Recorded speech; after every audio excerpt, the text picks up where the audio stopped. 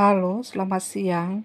Pada kesempatan ini, kita akan membahas topik tentang instrumen survei akreditasi CARS sesuai standar akreditasi Kemenkes RI tahun 2022. Khusus kali ini topik kita adalah instrumen survei akreditasi untuk program nasional atau Proknas. Gambaran umum. Pada rencana pembangunan jangka menengah nasional atau rencana pembangunan jangka menengah nasional (RPJMN), bidang kesehatan telah ditentukan prioritas pelayanan kesehatan dengan target yang harus dicapai. Salah satu fungsi rumah sakit adalah melaksanakan program pemerintah dan mendukung tercapainya target pembangunan nasional. Pada standar akreditasi ini, program nasional meliputi 1. Peningkatan kesehatan ibu dan bayi, 2. Penurunan angka kesakitan tuberkulosis atau TBC, 3. Penurunan angka kesakitan HIV/AIDS, 4. Penurunan prevalensi stunting dan wasting, dan yang kelima, keluarga berencana rumah sakit. Pelaksanaan program nasional oleh rumah sakit diharapkan mampu meningkatkan akselerasi pencapaian target RPJMN bidang kesehatan sehingga upaya meningkatkan derajat kesehatan masyarakat meningkat segera terwujud. 1. Peningkatan kesehatan ibu dan bayi. Standar Program Nasional 1, rumah sakit melaksanakan program PONEK 24 jam dan 7 hari seminggu.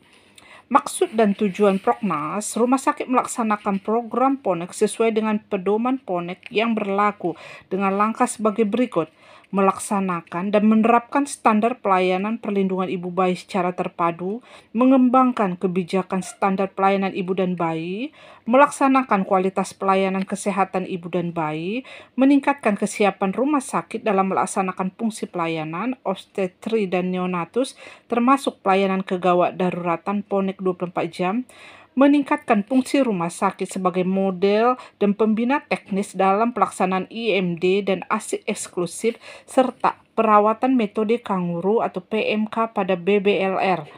Meningkatkan fungsi rumah sakit sebagai pusat rujukan pelayanan kesehatan ibu dan bayi bagi sarana pelayanan kesehatan lainnya. Melaksanakan pemantauan dan evaluasi pelaksanaan program RSSIB 10 langkah menyusui dan peningkatan kesehatan ibu. Melakukan pemantauan dan analisis yang meliputi angka keterlambatan operasi SC, angka kematian ibu dan anak, kejadian tidak dilakukannya inisiasi menyusui dini IMD pada bayi baru lahir. Selanjutnya kita ada EP1 Proknas 1, rumah sakit menetapkan regulasi tentang pelaksanaan PONEK 24 jam. Terus regulasinya dan perencanaan rumah sakitnya. Terdapat tim PONEK yang ditetapkan oleh rumah sakit dengan rincian tugas dan tanggung jawabnya. 3. Terdapat program kerja menjadi acuan dalam pelaksanaan program PONEK rumah sakit sesuai maksud dan tujuan. 4. Terdapat bukti pelaksanaan program PONEK rumah sakit. Bukti laporan tentang pelaksanaan program PONEK dari ketua tim PONEK dan direktur. Program PONEK rumah sakit dipantau dan dievaluasi secara rutin. Bukti tentang program PONEK rumah sakit dipantau dan dievaluasi dari ketua tim PONEK, kepala unit dan direktur. Standar Proknas 11. Untuk meningkatkan efektivitas sistem rujukan, maka rumah sakit melakukan pembinaan kepada jejaring fasilitas kesehatan rujukan yang ada. Maksud tujuannya, salah satu tugas dari rumah sakit dengan kemampuan PONEK adalah melakukan pembinaan pada jejaring rujukan seperti puskesmas, klinik bersalin, praktek perseorangan, dan fasilitas pelayanan kesehatan lainnya. Pembinaan jejaring rujukan dapat dilakukan dengan mengadakan pelatihan pada fasilitas kesehatan jejaring, berbagi pengalaman dalam pelayanan ibu dan anak, serta meningkatkan kompetensi jejaring rujukan secara berkala. Rumah sakit memetakan jejaring rujukan yang ada dan membuat program pembinaan setiap tahun. Nah, EP11 rumah sakit menetapkan program pembinaan jejaring. Terus EP112-nya rumah sakit melakukan pembinaan terhadap jejaring dan telah dilakukan evaluasi program pembinaan. Yang selanjutnya adalah B. Penurunan angka kesakitan TBC. Standar prognasnya, rumah sakit melaksanakan program penanggulangan TBC. Pemerintah mengeluarkan kebijakan penanggulangan TBC berupa upaya kesehatan yang mengutamakan aspek promotif, preventif, tanpa mengabaikan aspek kuratif dan rehabilitatif yang ditujukan untuk melindungi kesehatan masyarakat, menurunkan angka kesakitan, kecacatan, atau kematian, memutuskan untuk penularan, mencegah resistensi obat, dan mengurangi dampak negatif yang ditimbulkan akibat tuberkulosis. Rumah sakit dalam melaksanakan penanggulangan TB melakukan kegiatan yang meliputi promkes, promosi yang diarahkan untuk meningkatkan pengetahuan yang benar dan komprehensif mengenai pencegahan penularan, pengobatan, dan pola hidup bersih dan sehat (PHBS) sehingga terjadi perubahan sikap dan perilaku sasaran, yaitu pasien dan keluarga, pengunjung, serta staf rumah sakit. Surveillance TB merupakan kegiatan memperoleh data epidemiologi yang diperlukan dalam sistem informasi program penanggulangan TB seperti pencatatan, pelaporan TB, sensitivitas obat, pencatatan dan pelaporan resistensi obat. Pengendalian faktor risiko TB ditujukan untuk mencegah, mengurangi penularan dan kejadian penyakit TB yang pelaksananya sesuai dengan pedoman pengendalian pencegahan infeksi TB di rumah sakit. Pengendalian faktor risiko TB ditujukan untuk mencegah, mengurangi penularan kejadian penyakit TB yang pelaksananya sesuai dengan pedoman pengendalian pencegahan infeksi TB di rumah sakit. Penemuan dan penanganan kasus TB. Penemuan kasus TB dilakukan melalui pasien yang datang ke rumah sakit.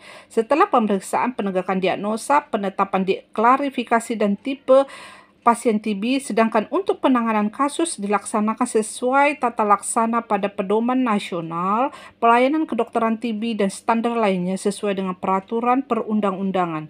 Pemberian kekebalan dilakukan melalui pemberian imunisasi BCG terhadap bayi dalam upaya pencegahan risiko tingkat pemahaman TB sesuai dengan peraturan perundang-undangan.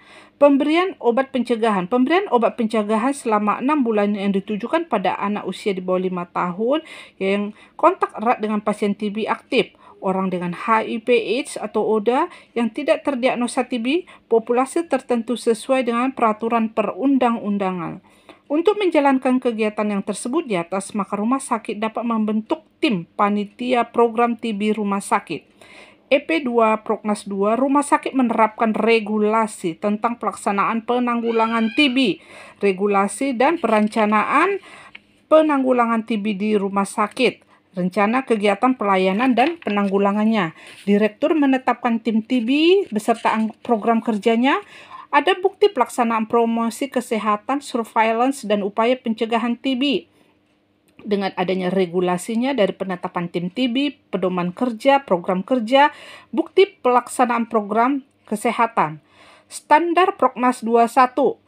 Rumah sakit menyediakan sarana dan prasarana pelayanan TB sesuai dengan peraturan perundang-undangan. Dalam melaksanakan pelayanan pada penderita TB paru dan program TB paru di rumah sakit, maka harus tersedia sarana prasarana yang memenuhi syarat pelayanan TB sesuai dengan pedoman pelayanan TB. Tersedia ruang pelayanan rawat jalan yang memenuhi pedoman pencegahan dan pengendalian TB, ruang rawat jalan poli TB yang memenuhi pedoman PPI. Bila rumah sakit memberi pelayanan rawat inap bagi TB paru dewasa, maka ruang sakit harus memiliki ruang rawat inap yang memenuhi pedoman pencegahan pengendalian TB. Tersedia ruang pengambilan spesimen sputum yang memenuhi pedoman pencegahan pengendalian TB. Standar Proknas 2, rumah sakit telah melaksanakan pelayanan TB dan upaya pengendalian faktor risiko. Jadi rumah sakit telah melaksanakan pelayanan TB dan upaya pengendalian faktor risiko TB sesuai peraturannya. Rumah sakit telah menerapkan kepatuhan staf medis terhadap paduan PPK TB. Rumah sakit merencanakan dan mengadakan penyediaan obat anti-TB. Rumah sakit melaksanakan pelayanan TB MDR. Dan rumah sakit melaksanakan pencatatan dan pelaporan kasus TB paru sesuai ketentuan. Selanjutnya adalah penurunan angka kesakitan HIV/AIDS. Rumah sakit melaksanakan penanggulangan HIV/AIDS sesuai dengan peraturan perundangan. Rumah sakit dalam melaksanakan penanggulangan HIV/AIDS sesuai standar pelayanan bagi rujukan orang dengan HIV dan satelitnya dalam langkah sebagai berikut: meningkatkan fungsi pelayanan VCT, fungsi pelayanan ART antiretroviral terapi atau bekerjasama dengan rumah sakit rujukan, meningkatkan fungsi pelayanan IO, infeksi opportunistik, meningkatkan fungsi pelayanan pada ODA. Terus, meningkatkan fungsi pelayanan penunjang yang meliputi pelayanan gizi, lab, radiologi, pencatatan, dan pelaporan. Rumah sakit telah melaksanakan kebijakan program HIP sesuai dengan ketentuan perundangan, telah menerapkan fungsi rujukan HIP, telah melaksanakan pelayanan PITC, PMTC, rumah sakit memberikan pelayanan ODA dengan faktor risiko IO, rumah sakit merencanakan dan mengadakan penyediaan antiretroviral ART, rumah sakit melakukan dan mengevaluasi program penanggulangan HIV/AIDS. Terus selanjutnya adalah penurunan prevalensi stunting dan wasting. Rumah sakit melaksanakan program penurunan prevalensi stunting dan wasting. Rumah sakit melakukan edukasi, pendampingan, intervensi, dan pengelolaan gizi, serta penguatan jejaring rujukan kepada rumah sakit kelas di bawahnya dan FKTP di wilayah serta rujukan masalah gizi. Tersedia regulasi penyelenggaraan program penurunan prevalensi stunting dan prevalensi wasting di rumah sakit yang meliputi program penurunan prevalensi stunting dan prevalensi wasting. Panduan tata laksana. Organisasi pelaksana program terdiri tenaga kesehatan yang kompeten dari unsur staf medis, keperawatan, farmasi, gizi tumbuh kembang, dan humas.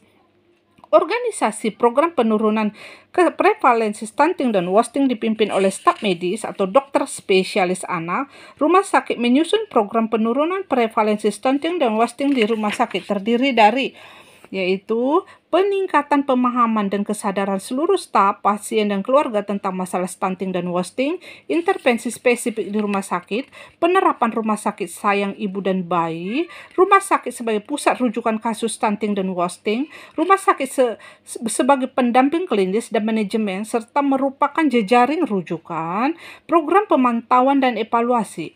Penurunan prevalensi stunting dan prevalensi wasting meliputi kegiatan sosialisasi dan pelatihan staf medis rumah sakit tentang program penurunan stunting dan wasting, peningkatan efektivitas intervensi spesifik, program 1000 PHPK, suplementasi tablet besi folat pada ibu hamil, pemberian makanan tambahan pada ibu hamil, promosi dan konseling IMD dan ASI eksklusif, pemberian makanan bayi dan anak PMBA, pemantauan pertumbuhan bayi, pemberian imunisasi, pemberian makanan tambahan balita gizi kurang, pemberian vitamin A, pemberian taburia pada baduta 0-23 bulan, pemberian obat cacing pada ibu hamil. Penguatan sistem surveillance gizi, tata laksana tim asuhan gizi meliputi tata laksana gizi stunting, tata laksana gizi kurang, tata laksana gizi buruk, pedoman pencegahan tata laksana gizi buruk pada balita, pencatatan dan pelaporan khusus kasus masalah gizi melalui aplikasi EPPGBM, aplikasi pencatatan pelaporan gizi berbasis masyarakat. Melakukan evaluasi pelayanan audit kesehatan, kematian, pencatatan, dan pelaporan gizi buruk dan stunting dalam sistem informasi rumah sakit SIRS. Rumah sakit melaksanakan pelayanan sebagai pusat rujukan kasus stunting dan kasus wasting dengan menyiapkan sebagai rumah sakit sebagai pusat rujukan kasus stunting untuk memastikan kasus penyebab dan tata laksana lanjut oleh dokter spesialis anak. Rumah sakit sebagai pusat rujukan balita gizi buruk dengan komplikasi medis. Rumah sakit dapat melaksanakan pendampingan klinis dan manajemen serta penguatan jejaring rujukan kepada rumah sakit dengan kelas di bawahnya dan fasilitas kesehatan tingkat pertama FKTP di wilayahnya dalam tata laksana stunting dan gizi buruk. EP Proknas 4 Rumah Sakit telah menetapkan kebijakan tentang pelaksanaan program gizi. Terdapat tim untuk program penurunan prevalensi stunting dan wasting di rumah sakit. Rumah sakit telah menetapkan sistem rujukan untuk kasus gangguan gizi yang perlu penanganan lanjut. Terus adanya regulasi tentang program gizi. Selanjutnya EP Proknas 41 Rumah Sakit membuktikan telah melakukan pendampingan intervensi dan pengolahan gizi serta penguatan jejaring rujukan kepada rumah sakit kelas di bawahnya dan FKTP di wilayahnya serta rujukan masalah gizi. Rumah sakit telah menerapkan sistem pemantauan dan evaluasi bukti pelaporan dan analisa. Pelayanan KB, keluarga berencana rumah sakit. Rumah sakit melaksanakan program pelayanan KB dan kesehatan reproduksi rumah sakit beserta pemantauan dan evaluasinya. Rumah sakit menyiapkan sumber daya untuk penyelenggaraan pelayanan dan kesehatan reproduksi. Pelayanan KB atau PKBRS merupakan bagian dari program KB yang sangat berperan dalam penurunan angka kematian ibu dan percepatan penurunan stunting. Kunci keberhasilannya adalah ketersediaan alat dan obat kontrasepsi, sarana penunjang pelayanan kontrasepsi, dan tenaga kesehatan yang sesuai kompetensi serta manajemen yang handal. Rumah sakit dalam melaksanakan pelaksanaan ini sesuai dengan pedoman pelayanan KB yang berlaku dengan langkah-langkah sebagai berikut. Menerapkan standar pelayanan KB secara terpadu, mengembangkan kebijakan dan standar SPO-nya, pelayanan KB, meningkatkan kesiapan rumah sakit dalam pelaksanaan KB, meningkatkan fungsi rumah sakit sebagai model dan pembinaan teknis dalam pelaksanaan PKBRS, meningkatkan fungsi rumah sakit sebagai pusat rujukan pelayanan KB, melaksanakan sistem pemantauan dan evaluasi KB, adanya regulasinya, upaya peningkatan PKBRS, dan tersedia ruang pelayanannya dan pembentukan tim PKBR serta program kerjanya. Terselenggaranya kegiatan peningkatan kapasitas untuk meningkatkan kemampuan pelayanan PKBRS, pelaksanaan rujukan sesuai dengan ketentuan, pelaporan dan analisa, ketersediaan alat-alat KB-nya. Nah, jadi EP-nya adalah rumah sakit telah menetapkan kebijakan tentang KB, terdapat timnya, rumah sakit telah melaksanakan program KB pasca persalinan dan pasca keguguran, rumah sakit telah melakukan pemantauan dan evaluasi PKBRS, rumah sakit telah menyediakan alat dan obatnya, rumah sakit menyediakan layanan konselingnya, dan rumah sakit telah merancang dan menyediakan ruang pelayanan KB yang memadai. Sekian, terima kasih. Program Nasional Standar Akreditasi Rumah Sakit Kemenkes RI 2022. Semoga bermanfaat.